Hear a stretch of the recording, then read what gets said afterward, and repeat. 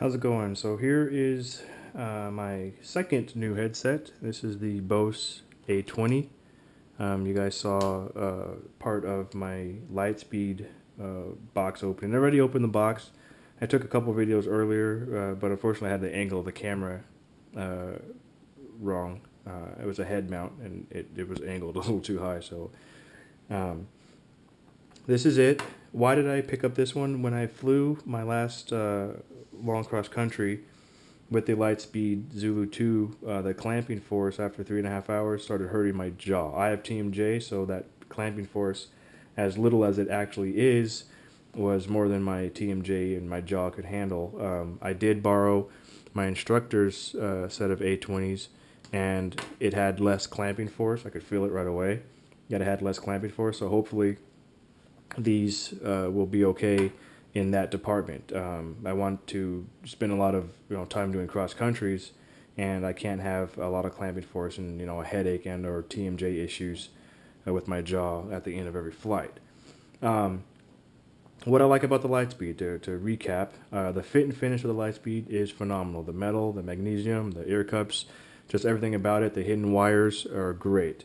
The fit and finish of the Bose, it feels okay, but it does feel plasticky compared to the Lightspeed unit. I don't like the exposed wires, albeit the wires are very thick compared to the Lightspeed. If you look here, you can see the A20's, ear cup wires. The Lightspeed's wires are like this, almost a little bit thinner than this for the ear cups, which I was surprised. The ear cups on the A20 are smaller, and they actually fit my ears better. They have almost an airtight feel to them. I do like the mic. It's very, very clear, and the audio when I'm speaking into the mic comes out very clear. I like to hear my communications when I'm speaking, and compared to the Lightspeed, it comes out very, very clear when I'm speaking. I'm not adjusting. With the Lightspeed, I found myself adjusting every time I'd switch ATC channels, to dial it in. With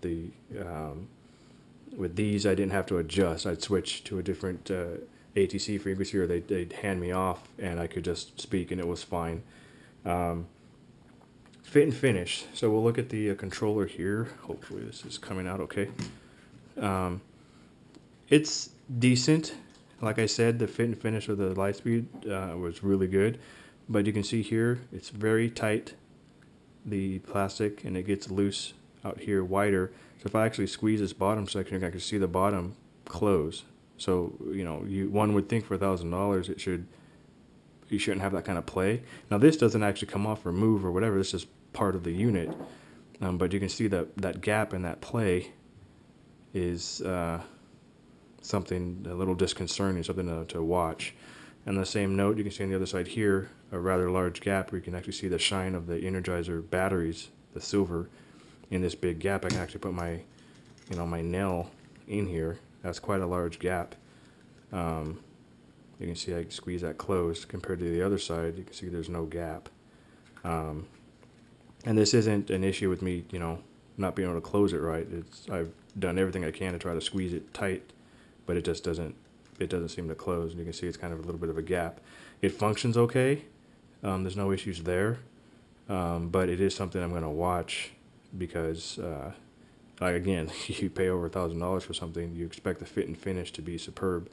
And compared to the Lightspeed right now, just out of the box, it's not. Especially these gaps here and this type of thing here. It's just not as clean as the Lightspeed. Let me turn that off. I do like the auxiliary cables. They're nice and thin. I'm not all that big, on the Bluetooth music. These are Aviation headsets, not, Dr. Dre Beats or whatever. So, they're purpose-built for Aviation, not listening to music. But I did test the music, and it does sound really good. In my opinion, I think it sounds actually a little bit better than the Lightspeeds for music.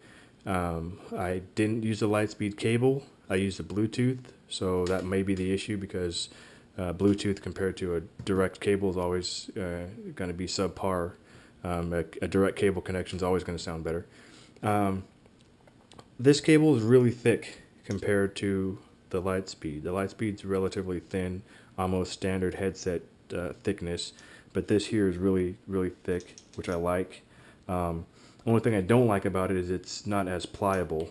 It's real stiff, which is kind of odd. But at the same token, you know, you don't want to be bending your wires back and forth. And I think that may be what they were thinking, because you can see it's a really thick cable. It just doesn't want to give or move. It kind of wants to stay where it wants to stay. The fit and finish of the headset is decent. It's a different style, obviously. You know, more exposed wires. You can see there from the front. That makes me nervous. The light speed, everything's pretty much hidden. I'm gonna have to get used to this vice clamp style. It's a little bit different.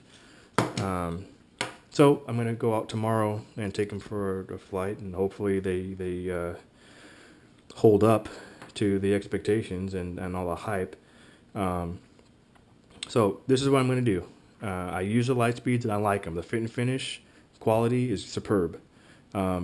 These, I'm not disappointed, but I'm not, you know, it's not blowing me away. It's not $300 better. You know, I like the look and the feel of the light speed better. If the clamping force is the same as the light speed, but these have better A&R, I'm going to stick with these.